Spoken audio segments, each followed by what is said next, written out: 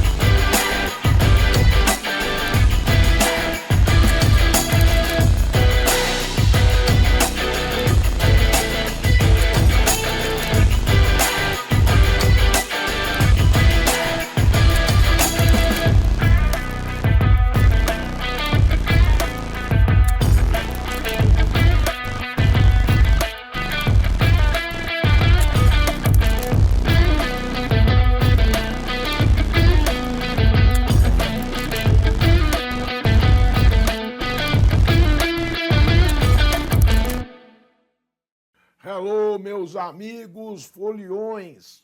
Olá, lá, ô. Oi, mas que calor, ololô. Oi, saudações a todos vocês neste Folia na Madrugada, preparatório para o grande concurso do Tribunal de Justiça de São Paulo. Cara, esse concurso é muito bom. é um prato cheio para você agarrar essa vaga, tomar posse. Deus abençoe grandemente todos vocês. É isso aí, cara. Ânimo, festa, alegria. E mais ainda quando você for aprovado nesse concurso. Aqui com vocês, professor Norberto, vou falar rapidamente um pouquinho sobre minha pessoa, porque eu acho sempre muito interessante o aluno ter esse contato. Quem é esse professor, este velho barbudo? Quem é esse cara? Então, vou passar para você já a minha apresentação, meu currículo vitae, pequeno, humilde, cara. Mas tenha certeza de uma coisa, é a preocupação sempre do Alphacom com a sua aprovação e estamos aqui para auxiliá-lo nessa empreitada. Ok, meus amigos? Então, uma boa madrugada a todos vocês. E se você está aí estudando, acompanhando, é porque de fato você está interessado no seu futuro, ter uma vida melhor, efetivamente patrocinar para a sua família melhores condições de vida, efetivamente falando. Beleza? Então vamos lá, cara. Quem é o professor Norberto? Eu inicialmente sou formado pela Academia de Polícia Militar do Barro Branco. Eu sou ex-capitão da Polícia Militar do Estado de São Paulo, onde trabalhei por 27 anos. Quando eu ainda era oficial da PM, isso lá no ano de 1992, faz tempo, eu prestei vestibular e ingressei na Faculdade de Direito da Universidade Mackenzie. Então eu iniciei a faculdade em 92, em 97 eu concluí a faculdade, bacharel em Direito. Em 98 prestei o exame de admissão de ordem. Não podia advogar, fui aprovado porque eu era policial militar, mas já era advogado operador do direito. E continuei estudando. Fiz uma pós-graduação e especialização em Direito Penal, depois outra em Direito Processual Penal, e quando eu era capitão da PM, fiz um mestrado também em Direito, ok? Na Universidade Metropolitana de Santos. Muito bem, meus queridos. E estou na área de concursos públicos já há 24 anos. 24 anos lecionando para concurso público dos mais diversos cursos preparatórios. E no Alphacom, com muito orgulho, estou aqui já há 10 anos. 10 anos de Alphacom. E isso para mim é muito gratificante, é muito bacana, porque eu acredito nessa empresa, acredito no Evandro Guedes, que é o nosso grande CEO, é a cara do Alphacom, e ele se preocupa demais com vocês. É por isso que nós estamos aqui, para dar essa força para vocês na sua aprovação do concurso do Tribunal de Justiça de São Paulo. Eia, é disso que eu estou falando, cara. Bloco Folia da Madrugada. Concurso TJSP 2023. E nós vamos de Direito Processual Penal. Cara, eu fico muito contente, brother, quando a gente fala em Direito Processual Penal. Sabe por quê? Porque eu comecei a minha vida como professor de concurso público, lecionando justamente essa matéria, Direito Processual Penal, e para o concurso do Tribunal de Justiça de São Paulo. Isso no ano de 1999. Poxa vida, então eu me sinto muito confortável em falar algo sobre o processo penal para o concurso do Tribunal de Justiça de São Paulo. Hoje sou advogado criminalista, atuo na área penal comum, penal militar, mas a bem da verdade eu me dedico mais hoje a aulas, a concurso público, porque eu sei o quão importante é esse tipo de objetivo na vida de vocês. Beleza? Então vamos lá, cara, falar alguma coisa sobre o processo penal no concurso do TJ. Eu costumo dizer que direito penal e direito processual penal no concurso do TJ é para você gabaritar essa prova. Por quê? Porque não tem uma grande quantidade de artigos para você estudar. Essa é a verdade. E óbvio, não pode se esquecer das matérias fundamentais, as matérias básicas, o português, a matemática, raciocínio lógico, informática. Isso derruba muita gente, não tenha dúvida. os direitos, né, os ramos do direito, normalmente o candidato ele se dá bem, principalmente em direito penal e processo penal. O ramo do direito mais complicado para o seu concurso, indubitavelmente, é o direito processual civil, pela quantidade de assuntos que você tem ali para analisar, estudar. Essa é a verdade. Eu já dei aula de direito processual civil para o concurso do TJ, chegou uma hora que eu falei, chega, chega, porque professor de cursinho tem que, dentro de um tempo limitado, passar todo o conteúdo. E, normalmente, a quantidade de aulas que eles dão para o professor passar o direito processual civil é muito exígua. Então, o professor tem que arrancar os cabelos ali para conseguir passar todo o conteúdo naquela quantidade de aulas. Beleza? Já o processo penal é mais tranquilo. A bem da verdade, cara, o que cai de processo penal no concurso do Tribunal de Justiça? 6 temas. Podemos resumir tudo em 6 temas. Primeiro tema, impedimento e suspeição do juiz, dos serventuários da Justiça, dos representantes do Ministério Público. Sempre cai uma questão de impedimento e suspeição. E não tem jeito, tem que decorar. Os 4 casos de impedimento, os 6 casos de suspeição, tem que decorar. Não tem pinote, não tem outro jeito, mas vale a pena, porque é quase líquido e certo que uma questãozinha dessa vai cair. E estando o juiz impedido ou suspeito, ele não pode atuar no processo. Quebra-se a figura da imparcialidade do magistrado. É ou não é? Então esse é o primeiro tempo. Primeiro tema que cai. Segundo tema que cai, baba, cara, a parte de comunicação dos atos processuais. As citações, as intimações, as notificações, tranquilo, pouca quantidade de artigo para você estudar também.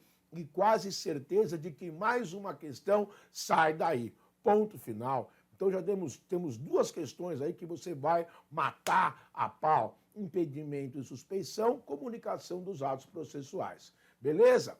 Terceiro tema que cai na sua prova, os ritos de julgamento. O rito ordinário, o rito sumário, o rito sumaríssimo, o rito do tribunal do júri. Esse é meio osso, cara, porque você tem ali aproximadamente 100 artigos para estudar sobre o rito do tribunal do júri. Houve uma época que dificilmente caía a pergunta a respeito disso. Depois, num determinado concurso, caiu um monte de pergunta a respeito disso.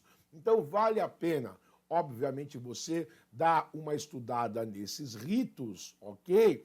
Mas com uma ênfase maior, eu diria, para o rito ordinário, ok? Rito ordinário, sumário, o sumaríssimo é o rito do G-CRIM e dá um en passant no rito do tribunal do júri. Mas rito ordinário é quase certeza que uma questão daí vai cair, beleza? Então vamos colocar como item 3 os ritos ordinário, sumário e sumaríssimo.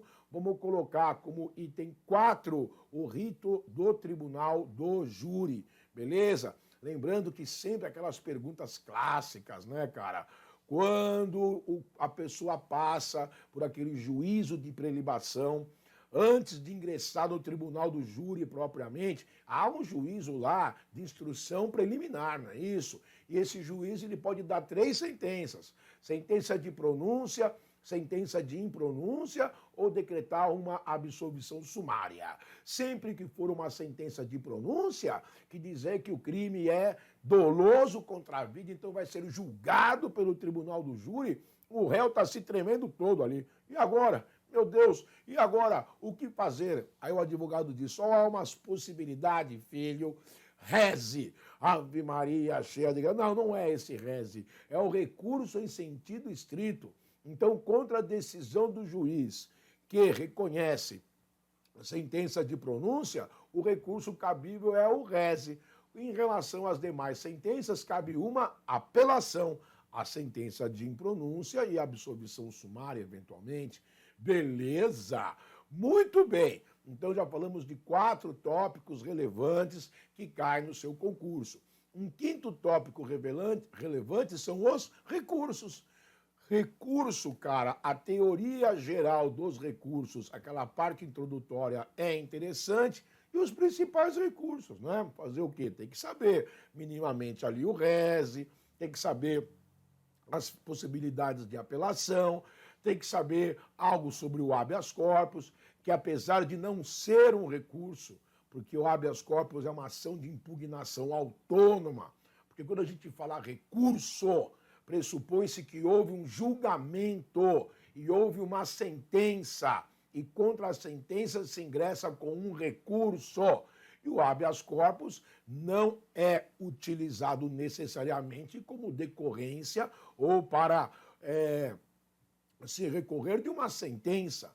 A pessoa foi presa em flagrante delito numa prisão ilegal, você entra com habeas corpus e não tem sentença, né? Então, indevidamente se chama o habeas corpus como recurso, porque ele está no capítulo dos recursos, mas em verdade vos digo que é classificado como sendo uma ação de impugnação autônoma, o habeas corpus. Então, os recursos é uma quinta possibilidade que você tem de estudar. E, finalmente, nós temos o GCRIM, a Lei 9.099 de 95. Saber sobre as infrações penais de menor potencial ofensivo, saber sobre o rito sumaríssimo do GCRIM, sobre a composição civil dos danos, aquilo que acarreta, sobre as penas alternativas, a transação penal, a prestação de serviços à comunidade, eventualmente a aplicabilidade da suspensão condicional do processo, o sursi processual, para crimes com pena mínima menor ou igual a 1 ano,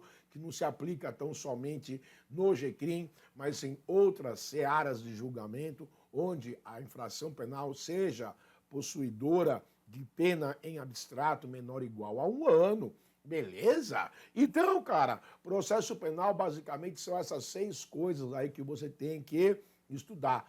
Suspeição e impedimento, comunicação dos atos processuais, citação, intimação, notificação, os ritos processuais, ordinário, sumário, sumaríssimo, o rito do tribunal do júri, os recursos e o GCRIM. E aí se encerra o conteúdo de processo penal. Beleza, meus queridos? Dá para você fazer, sim, uma boa prova. Acredite em você. Vai treinando aí as questõezinhas clássicas, é ou não é? De concursos anteriores, sempre é muito bom. Baixar provinhas aí do TJ São Paulo. Concursos, você vai achar dezenas delas e pode observar que, via de regra, as questões se repetem. Então, não é uma má ideia pegar provas do TJ anteriores e fazê-las, né? Porque há uma grande probabilidade de você, no dia da prova, ir resolver a questão e, prau, dar de cara lá com uma questão que já caiu em prova anterior. E isso já aconteceu. Ok, meus camaradas? Então, se você já baixou o seu material aí, seu caderno de questões, vamos treiná-las, ok? E, se sobrar tempo ao final do nosso encontro aqui hoje, de 1h30, se sobrar tempo, eu quero falar para você, te passar mais algumas dicas, eventualmente, sobre o devido processo legal, que poucas pessoas têm conhecimento disso, a acepção correta desse instituto jurídico brasileiro, o devido processo legal, porque tudo que nós vamos mencionar aqui está lá no devido processo legal, em procedimentos, por assim dizer. Ok? Então, muito bem. Pegou o seu material, já tomou o seu gole de café, já bebeu a sua água mineral. Olha a água mineral, lá, lá, lá, lá, lá, lá. Você vai ficar legal, certo? Então vamos com tudo, cara. Começa a nossa bateria aqui de exercícios, é o Bloco Folia da Madrugada, AlphaCom, TJ 2023, Direito Processual Penal. Vamos com tudo! Primeira questão que se avizinha é VUNESP 2022. E olha só, o juiz se declarará impedido se... Cara, não tem jeito. Tem que saber aí os 4 casos de impedimento do juiz, que no Código de Processo Penal não vem com essa palavra impedido. Vem lá escrito: o juiz não poderá exercer jurisdição no processo em que... Pois é, esses são os casos de impedimento. E na sequência, nos artigos subsequentes, vem os casos de suspeição. Beleza? Então tem que saber, não tem jeito, tem que decorar quando que o juiz está impedido, quando que o juiz está suspeito, ok? Então, vamos analisar as alternativas. Letra A. Se ele próprio, o juiz, ou seu cônjuge ou parente, consanguíneo ou afim, em linha reta ou colateral, até o terceiro grau. Muito bem, lembrando que terceiro grau vai até o tio, porque o primo já é quarto grau, beleza? Muito bem, inclusive, for parte ou diretamente interessado no feito, perfeitamente.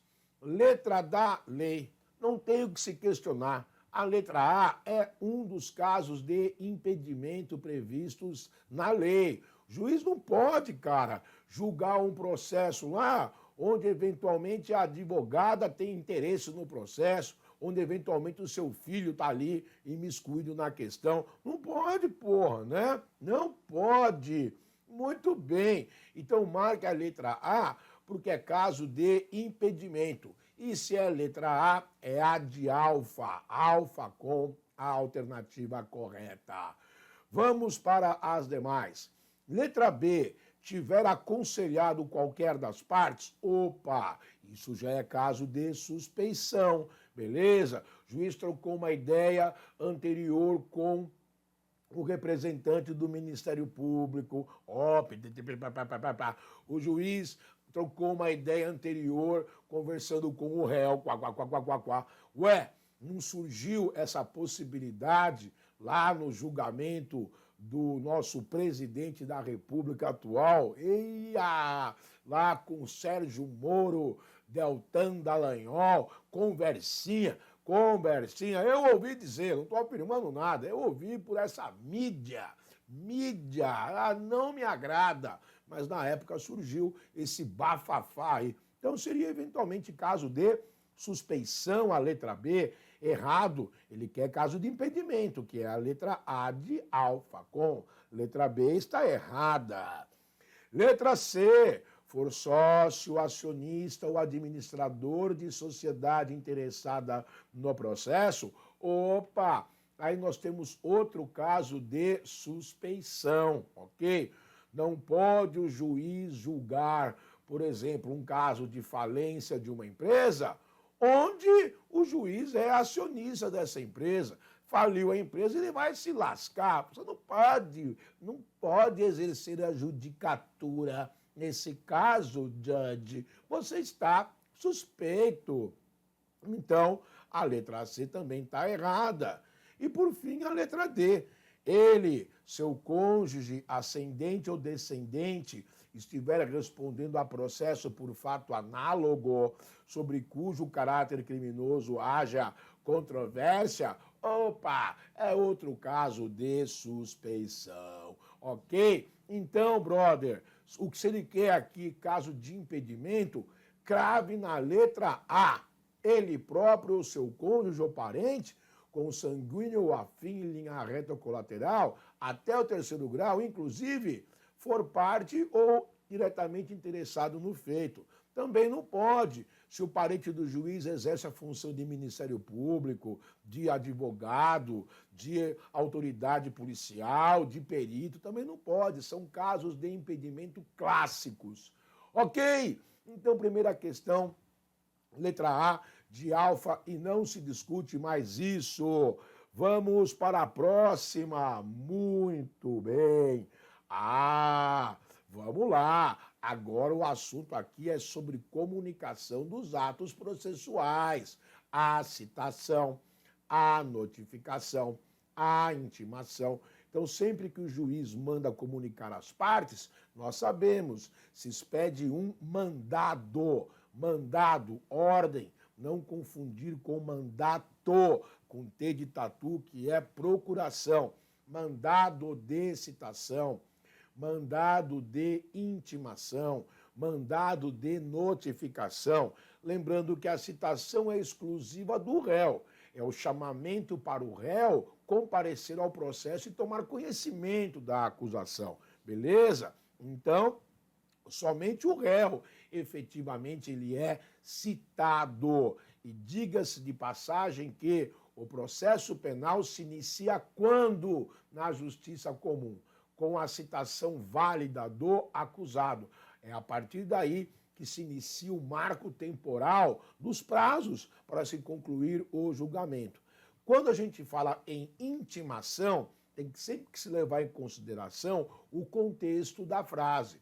Porque você pode intimar as partes de um fato que já ocorreu no passado. Então vamos supor que o juiz hoje tenha lhe dado uma sentença desfavorável e que depois de amanhã o oficial de justiça vai te intimar sobre a decisão do juiz no caso concreto. Se depois de amanhã o oficial de justiça foi te intimar, ele te intimou para tomar ciência de fatos que ocorreram no passado. Então, normalmente, a intimação se presta a isso, para dar ciência às partes de algo que já ocorreu, mas dependendo do contexto da frase, você também pode observar a intimação como sendo uma comunicação de algo que irá ocorrer no futuro. Intimem-se as partes a comparecer na audiência no dia 20 de dezembro de 2023. Então, as partes foram intimadas para algo que irá ocorrer no futuro. Não estranhe, porque a intimação tem essa dupla percepção, ou duplo emprego. Você pode tanto intimar alguém para tomar ciência de algo que já ocorreu, ou a pessoa pode ser intimada para tomar ciência de algo que irá ocorrer. Tudo depende do contexto da frase onde a intimação for inserida, ok? Agora, quando a gente fala em notificação, essa é sempre para atos futuros. Notifiquem-se as partes que foi designado o dia tal para a realização de acariação entre as testemunhas, por exemplo. Beleza?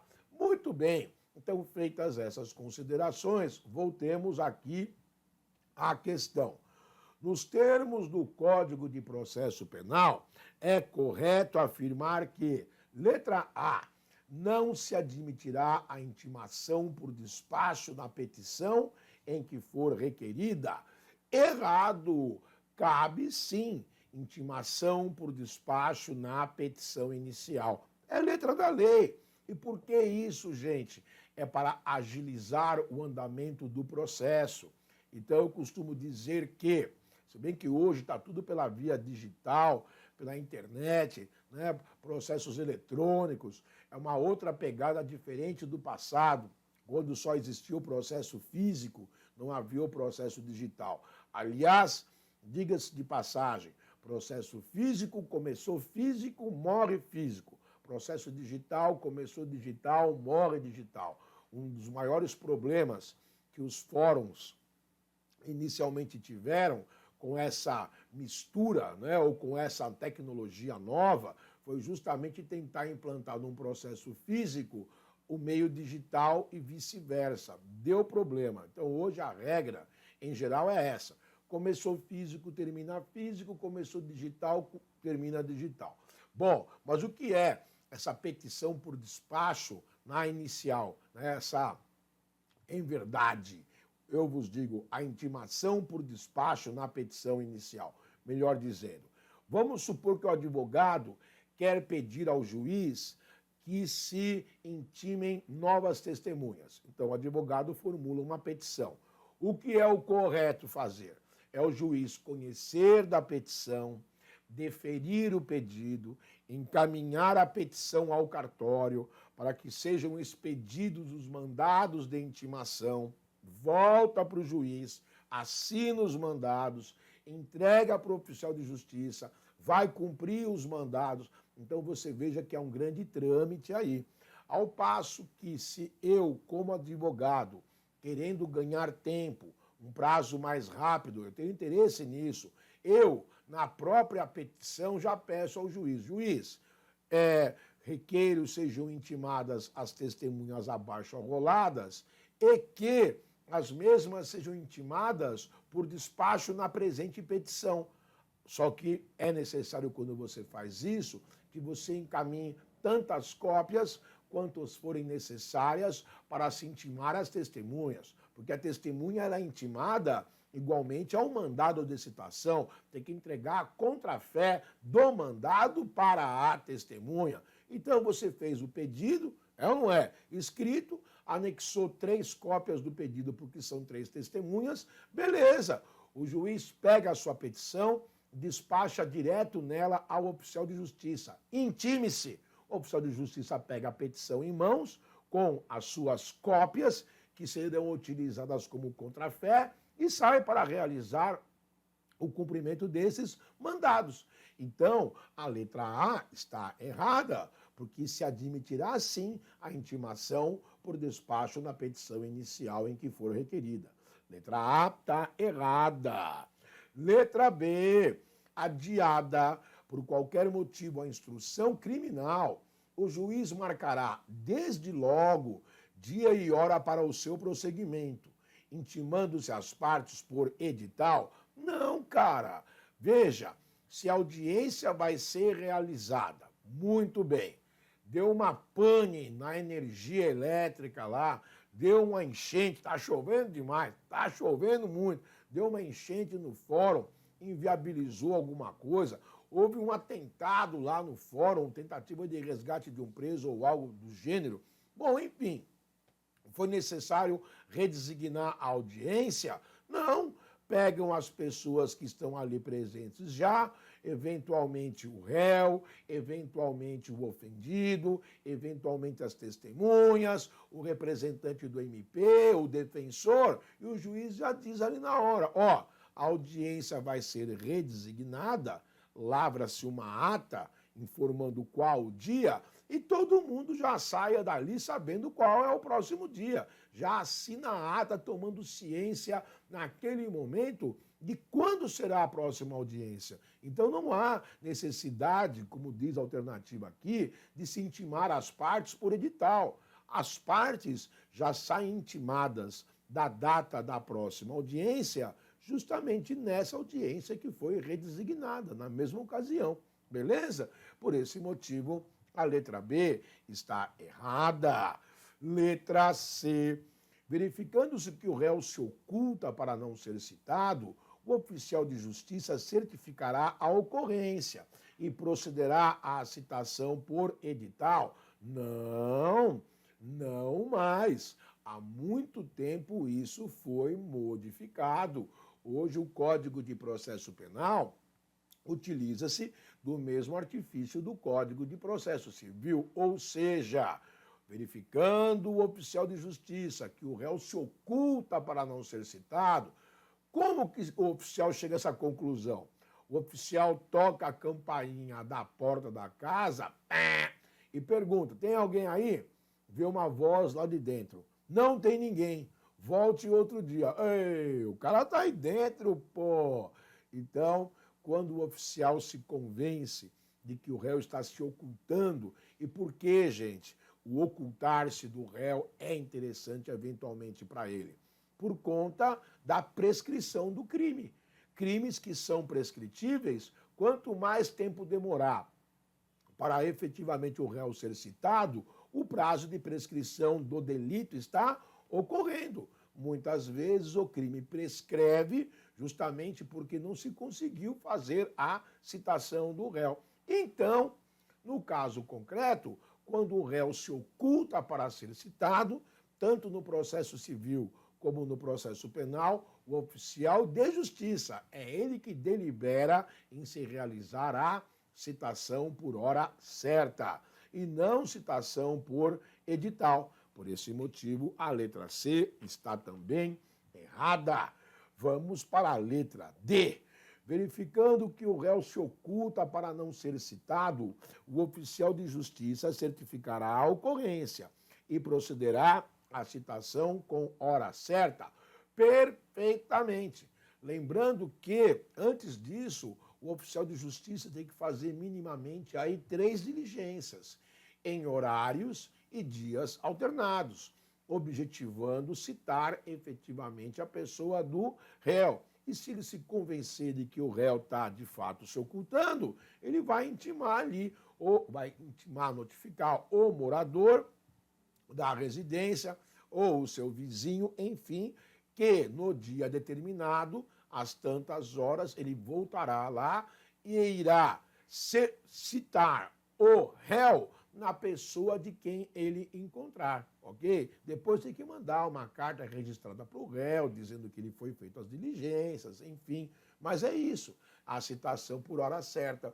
Então a letra D está correta e utilizando-se do alfabeto universal, se a letra D é a correta, é D de delta. Eu não gosto de ficar usando essas letrinhas A de amor, B de bala, C de caramelo, D de dado e E de elefante. A tromba do elefante. Eu não gosto. Eu gosto de usar... Fez o elefante, se babou todo. Eu gosto de usar o alfabeto universal, que é aquele utilizado em comunicações profissionais, técnicas. Então é A de alfa, B de bravo, C de Charlie, D de delta, E de eco. Então a alternativa correta é D de delta. Beleza! E finalmente a letra E.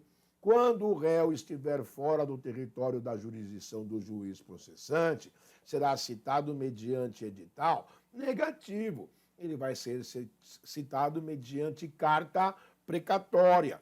O juiz deprecante vai expedir para que o juiz deprecado cumpra a carta precatória. Agora, uma dica importante, cara, que já caiu em outros concursos do TJ no passado. Quem expede o mandado de citação no caso de expedição de carta precatória? Quem expede o mandado é o juiz deprecante ou é o juiz deprecado? Então, cuidado na resposta, porque quem expede o mandado é o juiz deprecado. O juiz deprecante, ele requer ao juízo deprecado para que cumpra efetivamente aí o mandado, ou realize, melhor dizendo, o mandado de citação. O juiz deprecado, quando recebe o pedido do juiz deprecante, chama o oficial de justiça e diz: cumpra-se. Então o mandado sempre é expedido na sede do juízo deprecado e nunca do juízo deprecante. E no caso deprecatória, não se cuida aqui de citação por meio de edital, motivo pelo qual a alternativa E está também errada. A alternativa correta, D de delta. Beleza, meus camaradas? E é isso aí. Vamos lá, toma um gole de água. É madrugada, é carnaval, você se preparando no embalo da aprovação. Vai dar tudo certo, cara. Então vamos lá. Próxima questão que se apresenta aqui, VUNESP 2021. A respeito da citação e intimação do acusado, nos termos do Código de Processo Penal, assinale a alternativa correta. Eita, professor, mas o acusado ele não é tão somente citado, ele é também intimado? Lógico, a citação do acusado é o chamamento dele ao processo para tomar conhecimento da acusação que pesa sobre ele. E a partir daí, já apresentar as suas alegações prévias e defesa. Para os demais atos do julgamento, né, as demais audiências, ele será intimado, assim como todas as partes são intimadas. Então, o acusado ele é citado inicialmente e posteriormente intimado nos demais atos processuais que irão transcorrer. Certo? Muito bem. Então, a respeito da citação e intimação do acusado, nos termos do Código de Processo Penal, assinale a alternativa correta. Muito bem. Letra A. Na hipótese de suspeita de ocultação do réu para se furtar a citação certificada pelo oficial de justiça, o juiz determinará a citação por edital? Opa, nós já sabemos essa resposta. Réu que se oculta para não ser citado é citação por hora certa. Nunca se esqueça que quem decide a realização da citação por hora certa não é o juiz, é o próprio oficial de justiça, que se convence que o réu está se ocultando para não ser citado. Então é o próprio oficial que vai exarar posteriormente por meio de despacho nos autos que ele optou pela realização da citação por hora certa. Não é citação por edital no caso concreto apresentado aqui na letra A. Por isso que ela está errada. Certo? Muito bem. Próxima alternativa, letra B. Intimado pessoalmente para qualquer ato, o não comparecimento do réu implicará a suspensão do processo e do prazo prescricional, podendo o juiz decretar-lhe a prisão preventiva. Cara, se o réu é intimado pessoalmente, significa que ele sabe quando vai haver a audiência. E se o réu ele decide faltar à audiência, o processo segue à revelia, sem a sua presença. Lógico que sempre contando com a presença de um defensor constituído, um defensor dativo, um defensor ad hoc, defensor sempre estará presente, estando o réu revel. Agora, suspensão do processo e do prazo prescricional é quando o réu não é localizado e é citado, intimado por edital. Aí tudo bem, réu não sendo localizado, o processo fica suspenso, inclusive o prazo prescricional, mas se o réu foi intimado pessoalmente, ele sabe do dia da audiência e que deve comparecer. Não compareceu, ele sofre as sanções decorrentes da revelia, ou seja, o processo segue sem a sua presença, azar do réu, que vai perder a oportunidade de poder se defender, acompanhar os atos do protesto, contestar, arguir alguma coisa, beleza? Então a letra B está errada. Letra C.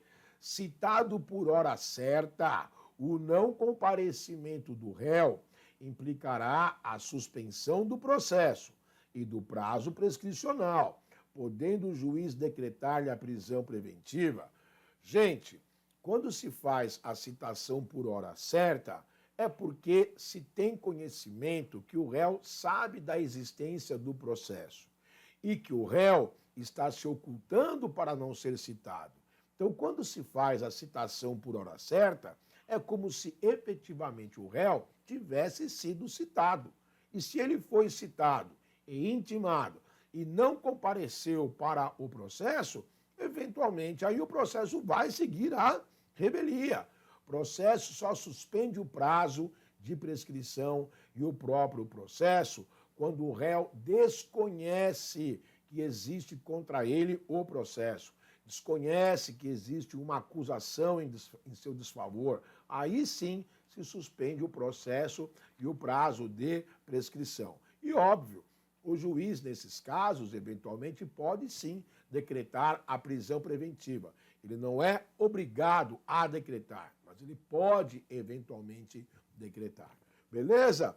Por esse motivo, a letra C também está errada. Beleza? Vamos para a próxima alternativa. São previstas a citação pessoal, certo? Por hora certa, certo? Por edital, certo? Por requisição, na hipótese de réu militar, isso, porque o juiz comum não pode citar o réu militar. Quem cita o réu militar, ou quem cita o réu militar, tem que ser o comandante da organização militar a que ele pertence. Eu participei muito desses atos de citação, porque eu trabalhei, como eu falei para vocês, na Polícia Militar, e na Polícia Militar, por 15 anos, eu atuei junto à Justiça Militar e Justiça Comum, cuidando de processos criminais que envolviam policiais militares. Então, quando o policial militar ia ser julgado num processo que corria pela Justiça Comum, chegava ao comandante desse policial militar uma requisição, um ofício requisitório. E requisitar, você sabe, é ordenar. Ordenando que o comandante realizasse a citação do militar. E assim era feito. E aí se realizava esse ato de citação, que normalmente era eu que fazia às vezes, porque um comandante de batalhão, um coronel, não vai perder o seu tempo chamando o soldado e lendo para ele o mandado, entregando para ele a contrafé, colhendo a assinatura. Normalmente é um oficial subordinado que fazia isso ao comandante do batalhão. Eu cansei de fazer isso. Então, isso é a requisição para a citação no caso de militares, ok? Então tá certo. Por requisição, na hipótese de réu militar, e via postal, na hipótese de réu preso, opa, aí lascou-se, meu amigo. Porque o réu preso, quem vai citá-lo é o oficial de justiça. Nossa, professor, mas o oficial de justiça vai ter que entrar dentro de um presídio? E outra dúvida, se o réu está preso, por que ele está sendo citado? Já não está preso? Gente, pode ser uma prisão preventiva, pode ser uma prisão temporária, pode ser até uma prisão decorrente de sentença transitada em julgado. Mas esse réu está respondendo a outro processo e foi citado. Então, quem cita o réu preso não é o diretor do presídio, não é a polícia militar, não é a polícia civil. Quem cita o réu preso é o oficial de justiça. Eu trabalhei aqui em São Paulo, há muitos anos atrás, no Complexo Carandiru, e sempre que o oficial de justiça vinha citar o réu preso, ele avisava a nós antecipadamente e nós tínhamos lá o cuidado de separar esse réu preso dos demais detentos e no dia aprazado colocar ele na salinha lá do parlatório, que é onde ali se realizava o ato de citação. Lê o mandado, entrega a contrafé, colhe lá a assinatura ou não, se o cara se recusar, né? Lavra uma certidão, restitui no cartório. Isso aí é o rito do cumprimento do mandado de citação. Lê o mandado, entrega a contrafé, lavra a certidão, restitui no cartório. Lê o mandado, entrega a contrafé, lavra a certidão, restitui no cartório. Lê o mandado, entrega a contrafé, lavra a certidão, restitui no cartório. Então, esses são os requisitos da citação por mandado. Boa pergunta de concurso também.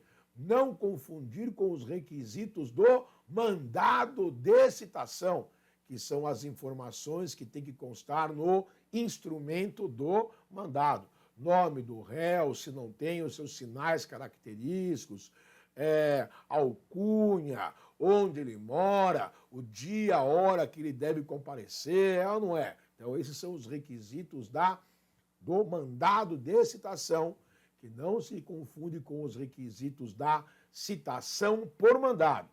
Requisitos do mandado são as informações que devem constar na cártula, no papel.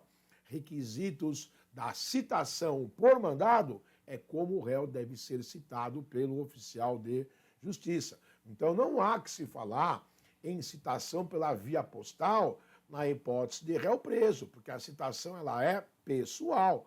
A alternativa D está errada.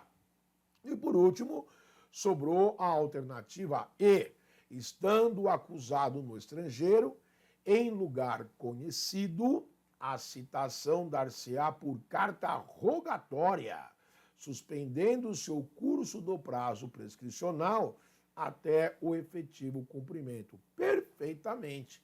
carta rogatória. Sai do fórum, vai para o Tribunal Superior competente, dali segue para o Ministério das Relações Exteriores, aí segue para uma embaixada do Brasil no exterior ou o consulado do Brasil, que mantém relações diplomáticas com o país onde o réu se encontra, e lá ele é citado. Gente, por que suspende o prazo prescricional? Porque esse cumprimento de carta rogatória é algo que, por vezes, demora, não é muito rápido esse tipo de providência. Beleza, então a letra E está correta, my brother. E se é letra E, você marque aí, letra E de eco. Ok, é isso aí. E já deu, cara. Metade da aula. Toma um refresco, pega um amendoizinho, uma torradinha, dá uma mordida aí no lanche, irmão, no x-tudo, no x-picanha. Opa, x-picanha? X-picanha? Aqui não chegou nada de x-picanha. Aqui é o pão com ovo, irmão, que é maravilhoso também. Beleza? Tomou o fôlego? Então é isso, brother. Vamos dar continuidade aqui na resolução das nossas questões. Mais 45 minutos aí, firmes com vocês nesse Alfa Folia na Madrugada. Carnaval 2023 é aqui. Muito bom. Desculpa. Eita miséria. Velho não pode se empolgar muito, porque começa a falar, já se engasga. É difícil, meu filho. Mas vamos lá. Próxima questão. VUNESP 2021. Constata-se a aplicação por analogia das normas de processo civil ao Código de Processo Penal, não só de forma subsidiária, mas também de forma expressa. Existem algumas possibilidades. Como exemplo de aplicação da forma expressa, então, expressamente previsto em lei, textualmente é o que ele quer dizer, afirma-se como correta, letra A, o processamento dos embargos infringentes. Cara, não tem previsão expressa no Código de Processo Penal para que você ingresse com embargos infringentes. Pode até ter concepção analógica, mas expressamente Código de Processo Penal não prevê a possibilidade desse tipo de recurso. A letra A está errada.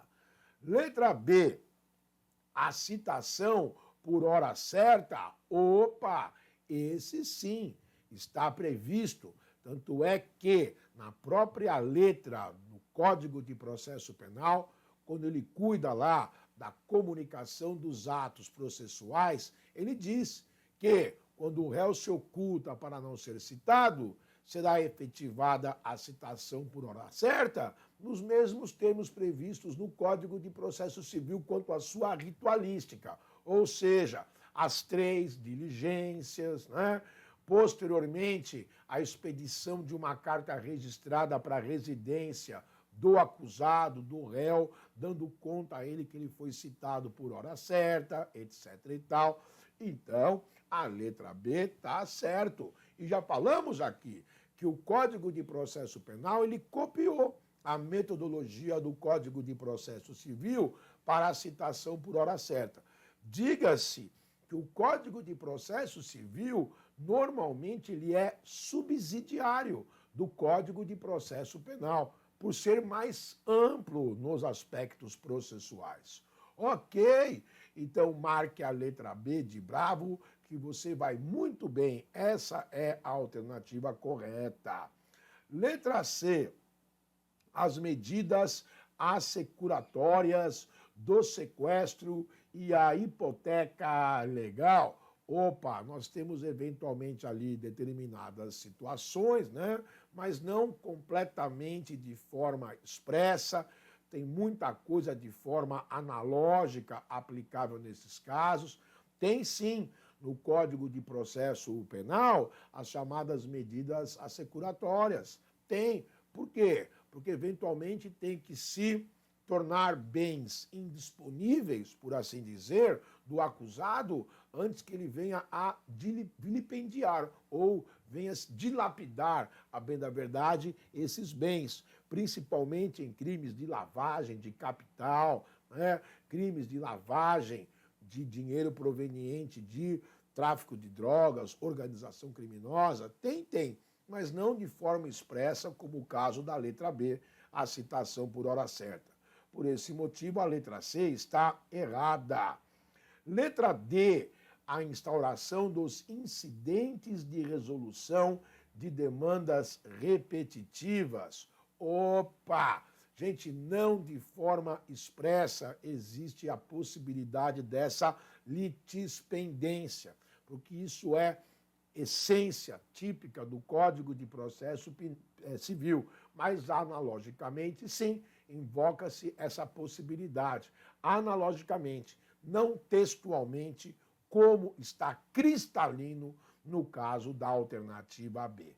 Beleza? Então, a melhor alternativa que se amolda ao requerido pelo enunciado da questão, com certeza é a citação por hora certa. Mesmo porque o Código de Processo Penal ele é taxativo quando ele diz textualmente: aplica-se ao réu que se oculta para não ser citado a citação por hora certa prevista no Código de Processo Civil. Tá? Só tem essa menção no Código de Processo Penal quando ele alarde ao Código de Processo Civil. As demais figuras aqui, apesar de possíveis, não há essa alusão textual ao Código de Processo Civil, como na citação por hora certa.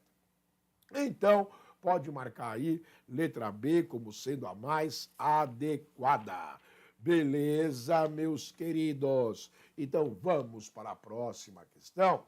VUNESP 2021. Nos termos do parágrafo 2º do artigo 396-A do Código de Processo Penal, quando não apresentada a resposta no prazo legal, ou se o acusado citado não constituir o defensor, o juiz, ninguém pode ser processado sem se fazer acompanhar de um defensor. Defensor constituído, aquele que você contratou, gastou dinheiro com ele eventualmente, não tem dinheiro para constituir um defensor, ou não tem interesse em constituir defensor. Sem advogado não se faz justiça. Já dizia o antigo lema da Ordem dos Advogados do Brasil. Então tem que ser designado sim um defensor para você, beleza? Para que ele interaja. Então vejamos as possibilidades. O juiz A determinará a publicação para a intimação editalícia do acusado. Cara, não se trata disso. O acusado, em última análise, até foi citado, mas não apresentou a resposta no prazo legal, as suas alegações prévias de defesa, ou alegações preliminares, ou defesa preliminar. É disso que se trata. Se ele não se apresentou, porque eventualmente não tem defensor constituído, tem que designar alguém para atuar em nome do acusado, abrindo-se novos prazos, inclusive. Então a letra A está errada.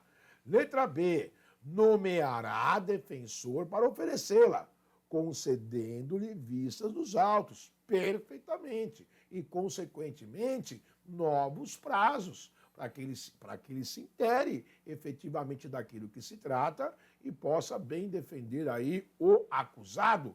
Então, a letra B está corretíssima. Marque aí como certa B de bravo. Ok, essa é a... Sem advogado não tem processo, tem que ter. Muito bom. Letra C, procederá à intimação com hora certa, na forma estabelecida pelo CPC. Amigo, nós temos lá a citação por hora certa. Mas não é o caso, porque não se tem notícia que o réu não tenha sido citado. O que o enunciado diz é que o réu não apresentou suas alegações de defesa iniciais, né? Tá lá, ó.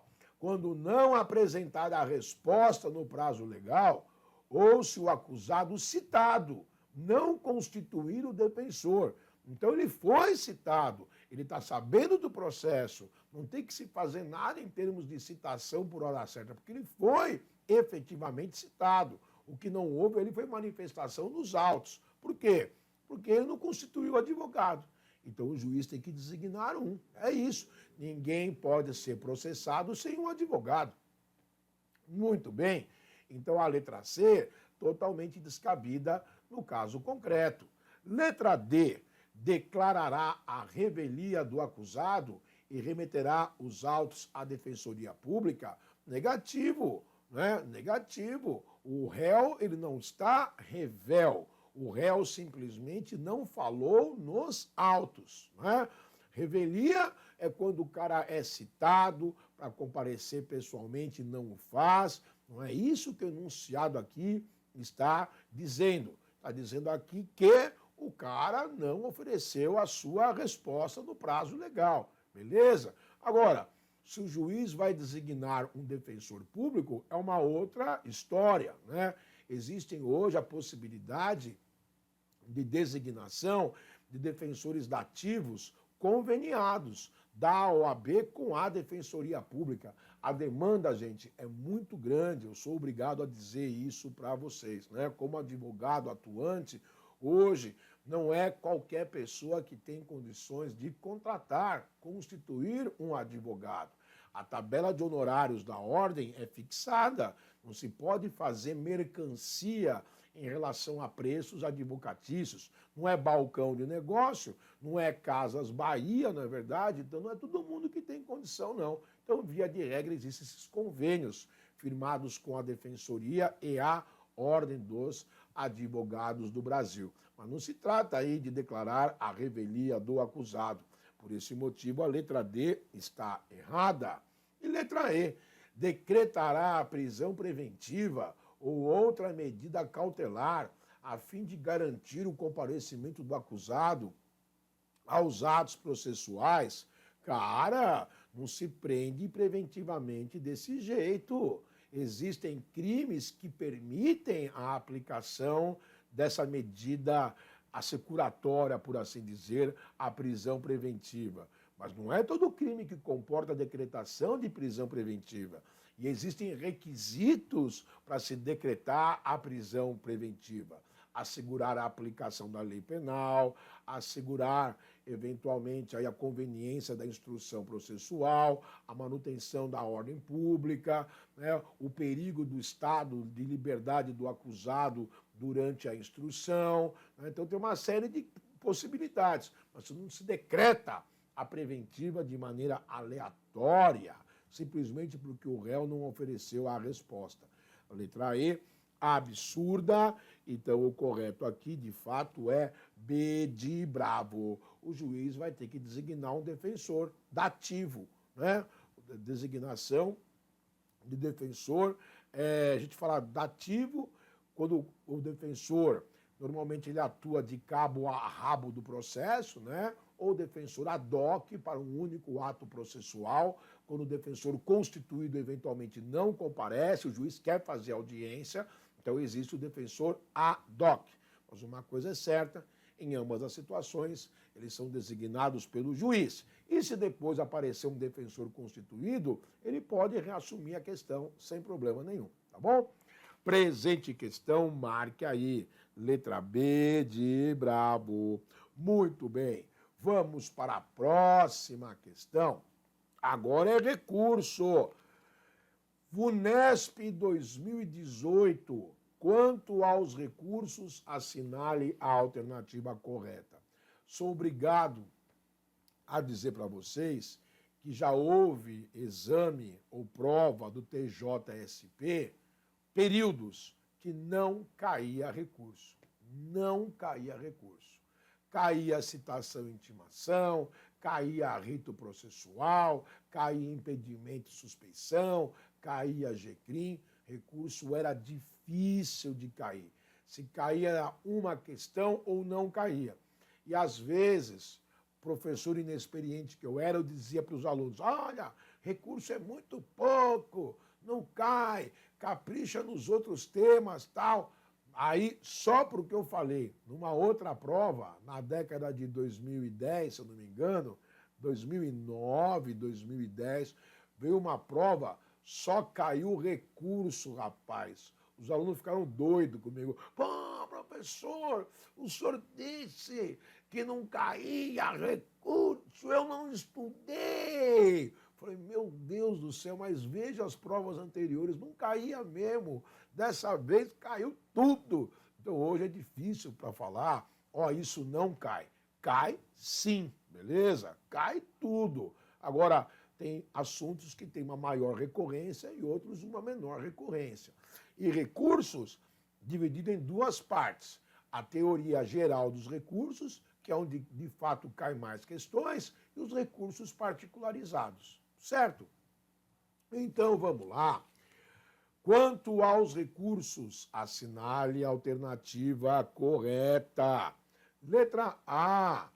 No caso de concurso de pessoas, e o que significa isso?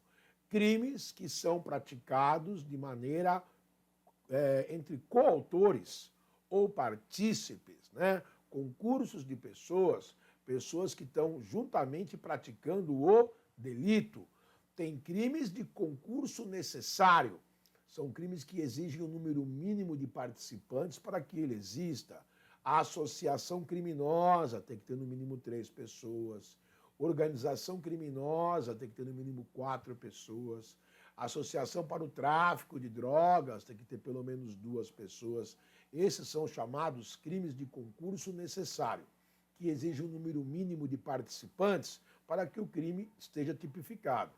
E tem crimes de concurso eventual, onde a pena é agravada. Quando? Quando praticado pelo concurso de 2 ou mais pessoas. Então tem furto qualificado pelo concurso de pessoas, tem roubo qualificado pelo concurso de 2 ou mais pessoas. Professor, por que aumenta a pena no crime quando há concurso de 2 ou mais pessoas? É o concurso eventual. Porque quanto mais participantes envolvidos na prática delituosa, maior a probabilidade de êxito no crime praticado. É por isso. Então, voltando ao caso concreto, no caso de concurso de pessoas, a decisão do recurso interposto por um dos réus ser fundado em motivos que não sejam de caráter exclusivamente pessoal, gente, motivo de caráter exclusivamente pessoal. Eu e João estamos sendo acusados da prática de um crime. O meu advogado perante o juiz diz, Norberto não pode ser julgado por esse crime. O juiz pergunta, por quê? O meu advogado diz, porque Norberto é doido, ele é inimputável, ele tem retardamento mental, ele não sabe o que faz. O João não pode aproveitar essa deixa e dizer, ei, juiz, eu queria dizer que eu também sou doido, hein? Caso o senhor não saiba, eu também tenho problema mental. Então, essas são circunstâncias de caráter pessoal. Essas não se comunicam entre aqueles que agem em concurso, mas outras circunstâncias, sim. Por exemplo, eu e João estamos sendo acusados do mesmo crime. Eu alego que, em relação a esse crime, do qual eu e João estou sendo acusados, mas só eu estou alegando, João não. Juiz, pode parar esse julgamento. Por quê? Porque esse crime está prescrito. Se o juiz reconhecer a prescrição do meu caso, em relação à minha pessoa, em que João também é coautor do mesmo delito, por força de lei tem que reconhecer também a prescrição em relação a João, porque o fato foi o mesmo, a contagem de prazo é a mesma, então se o recurso me beneficia e não é de caráter pessoal, é de caráter meramente processual, é legal, tem que beneficiar também a João. Então, voltando aqui, né? Que não sejam de caráter exclusivamente pessoal, aproveitará aos autos, em extensão subjetiva do efeito devolutivo do recurso. Gente, em outras palavras, é isso.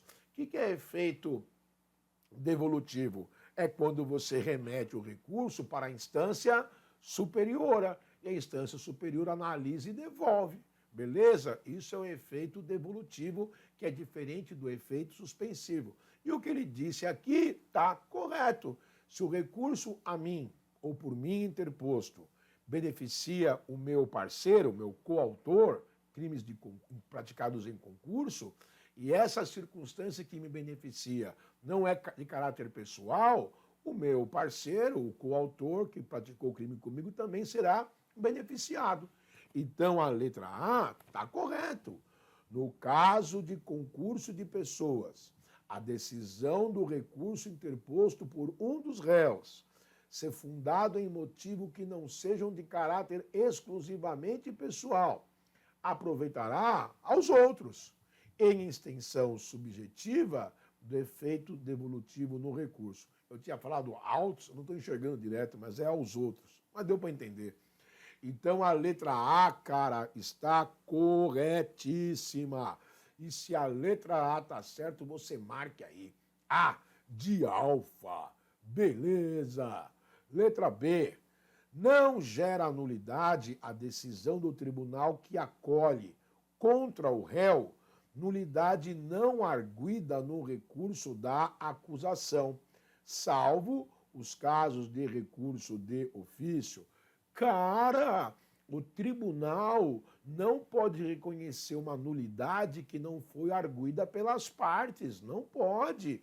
Isso aí é o famoso julgamento ultra ou extra petita. Então, se entrou com o recurso, o tribunal, a acusação, o tribunal não pode enxergar além daquilo que a acusação apresentou. Beleza? Gera nulidade, sim. Por esse motivo, a letra B está errada. O tribunal não está lá para intervir como parte da acusação. Se a acusação não alegou nada a respeito disso, não posso eu, tribunal, reconhecer o que não foi pedido pela acusação. Letra B está errada.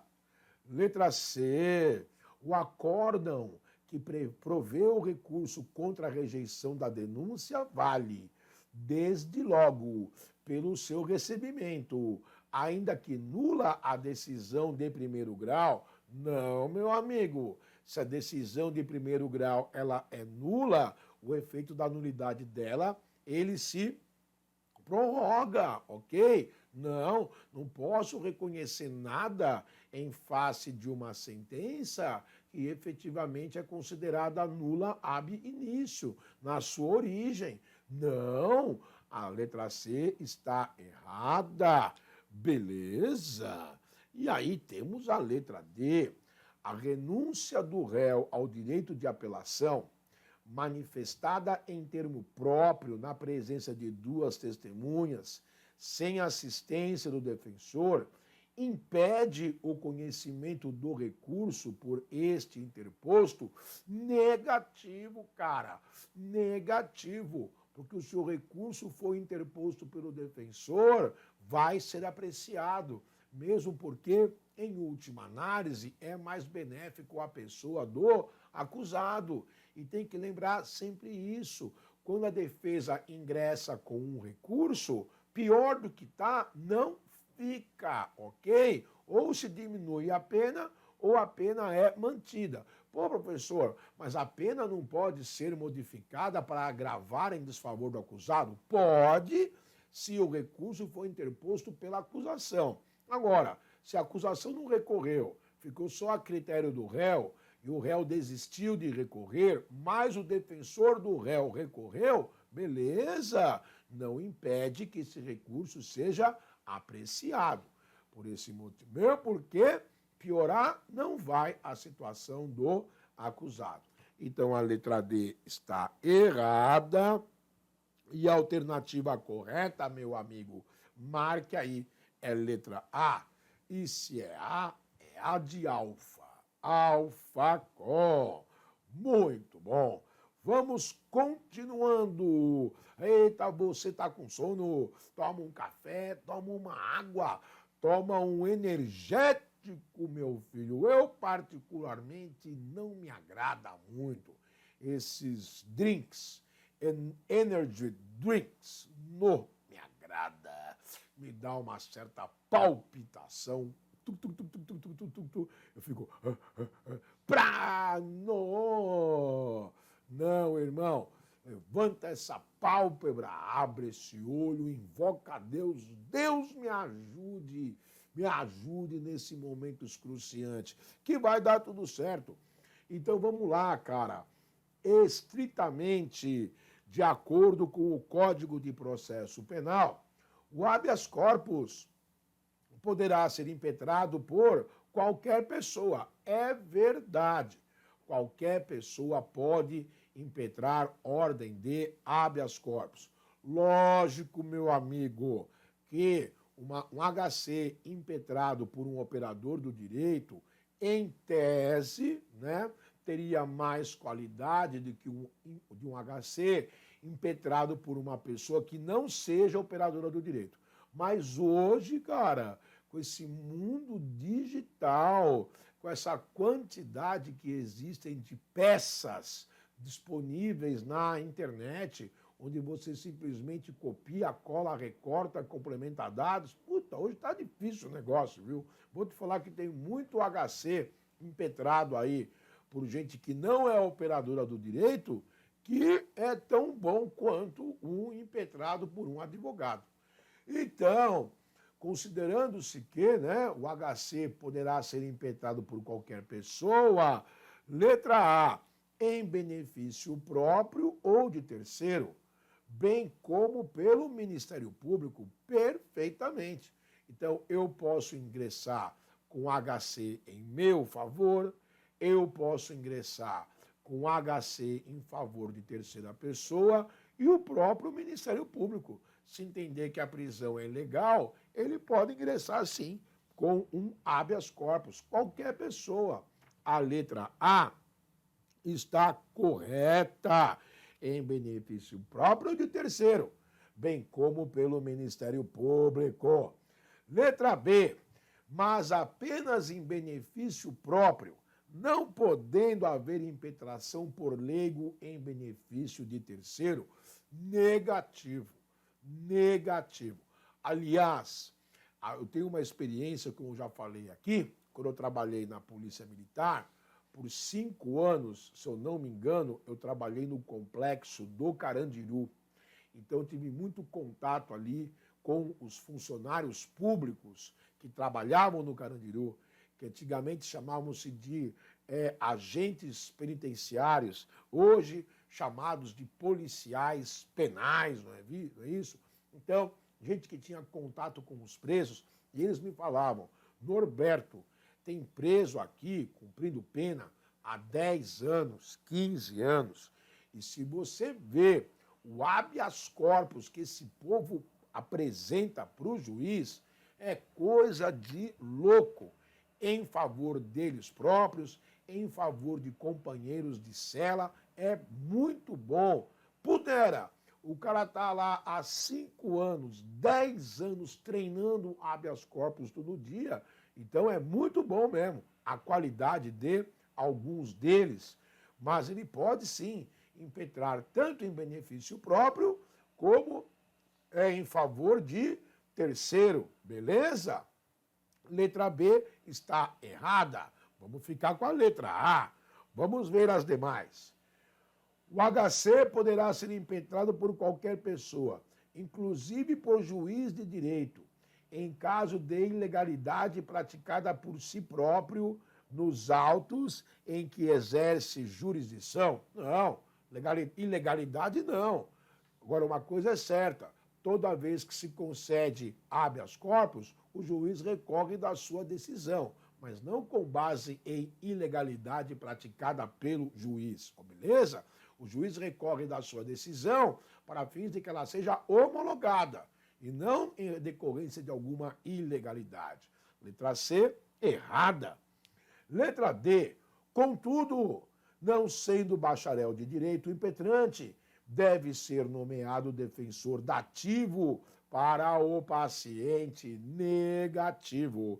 Negativo. O paciente é aquele que está sofrendo algum tipo de coação no seu direito de ir e vir. Então, o HC é impetrado contra ato da autoridade coatora e não se exige a designação de defensor nesses casos. Por quê? Porque qualquer pessoa pode impetrar ordem de habeas corpus.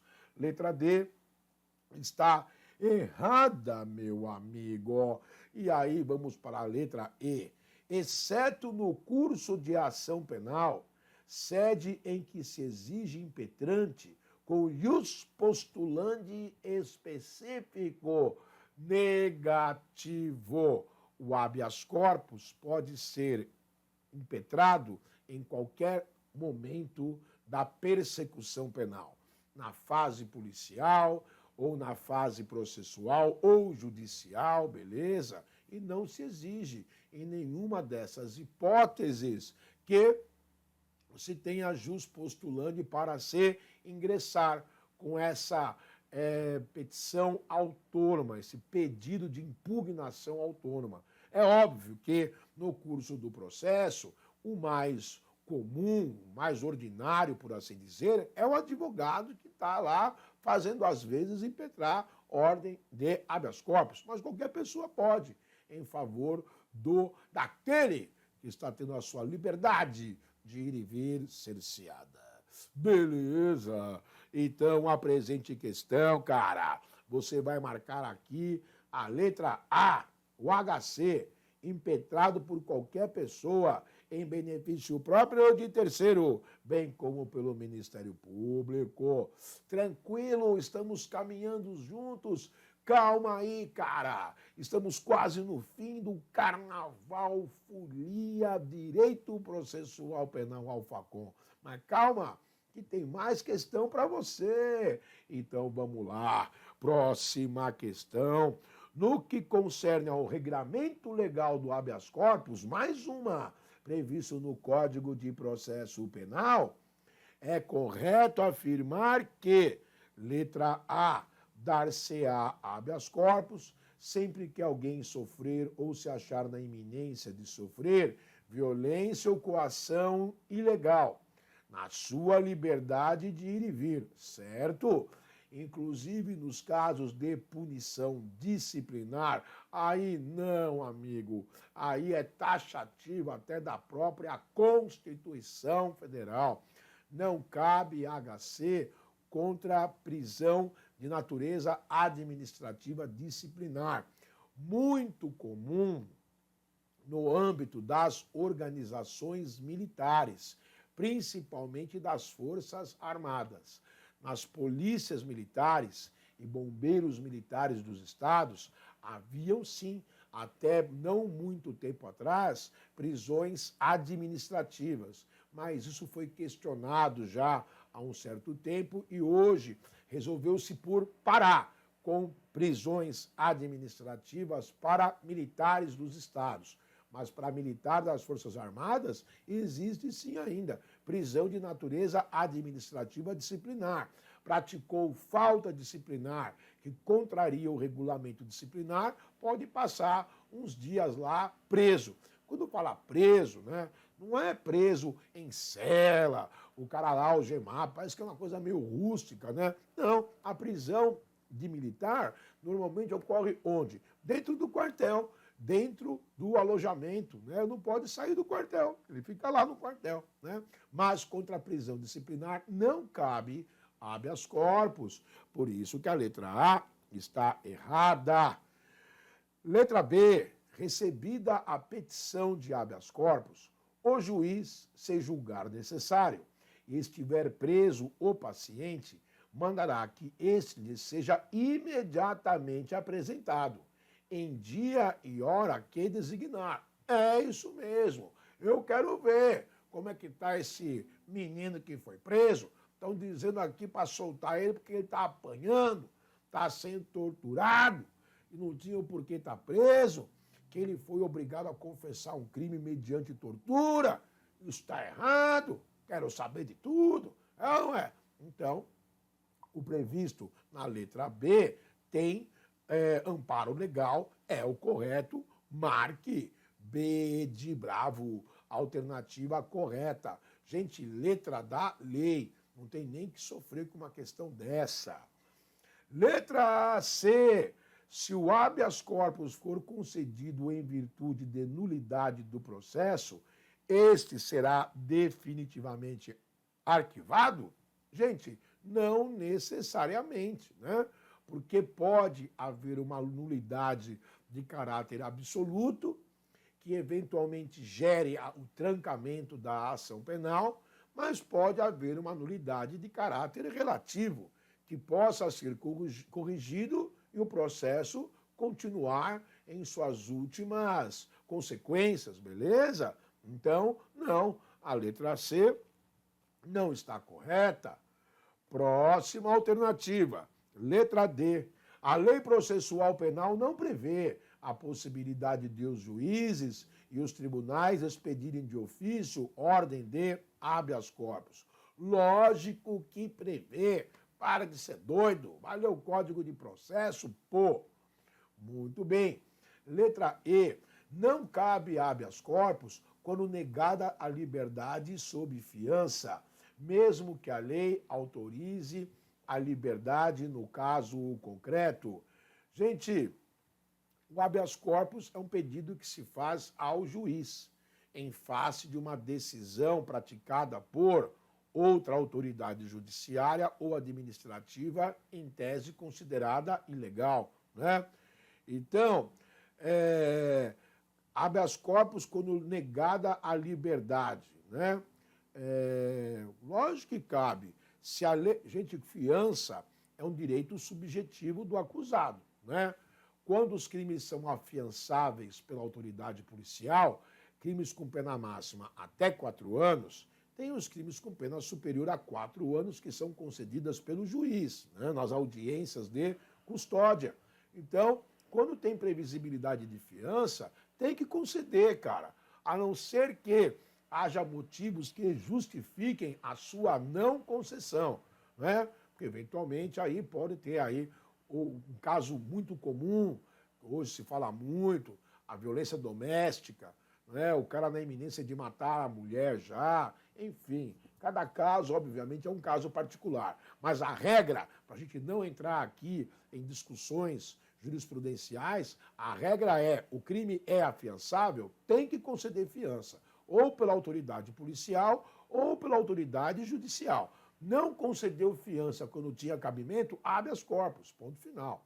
Então a letra D, errada, porque cabe sim habeas corpus. A presente questão ficou com a letra B de brabo. Beleza?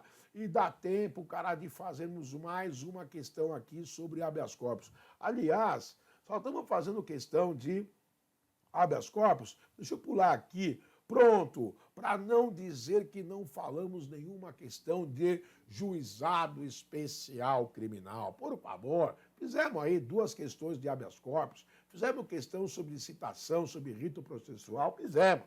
Agora eu quero fazer uma questão sobre GCRIM, junto com vocês. Então vamos lá, cara. Olha só, VUNESP 2020... Nos termos expressos da Lei Federal número 9.099/95, consideram-se infrações de menor potencial ofensivo. Você sabe que quando essa lei entrou em vigor, em 1995, infração penal de menor potencial ofensivo eram crimes com pena máxima até 1 ano.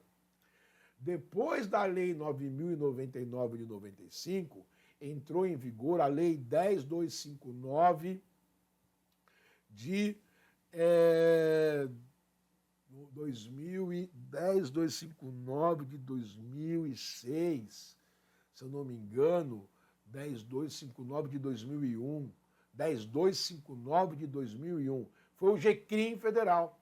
E o GCRIM federal, Lei 10.259 de 2001, dizia que infração penal de menor potencial ofensivo era crime com pena máxima até 2 anos em todas as contravenções. Aí partiu-se de um único pressuposto. tanto para a Lei 9.099 de 95, GCRIM estadual, como para a Lei 10.259 de 2001, GCRIM federal, o conceito ficou o mesmo.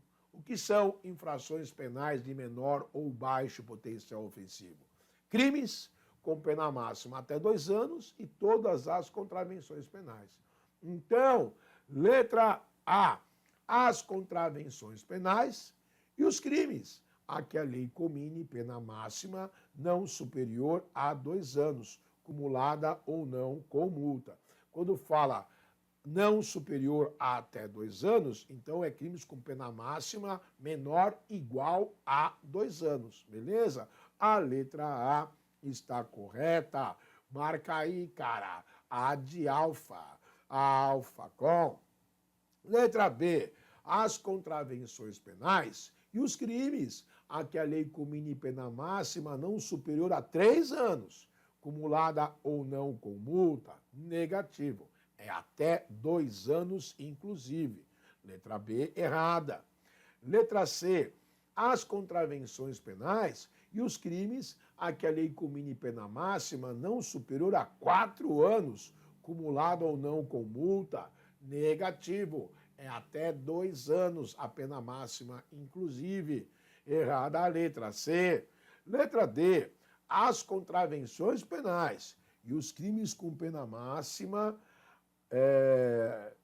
as contravenções penais e os crimes a que a lei comine pena mínima não superior a 1 ano, cumulada ou não com multa, essa era a redação original da lei das contravenções, da lei do GCRIM, que mudou. Agora são crimes com pena máxima até 2 anos e todas as contravenções penais, cumuladas ou não com multa. Isso é uma infração penal de menor potencial ofensivo. Então você vai marcar aí a letra A de alfa. Letra A de alfa com. Meus queridos, estamos encerrando esse carnaval alfa com alfa folia maravilhoso, folia na madrugada, desejando a vocês que esse carnaval aqui seja prolífico nos seus estudos, na sua preparação para o concurso do TJ. Veio uma quantidade considerável de vagas. A gente sabe que esse concurso ele é muito exigente, ele é muito concorrido, porque trabalhar no Poder Judiciário hoje de São Paulo, com os vencimentos, com os benefícios, num ambiente de trabalho muito saudável, muito respeitoso, onde você tem possibilidade, inclusive, de progredir na sua ascensão profissional, é um concurso que todo mundo vai atrás. Mas não é impossível.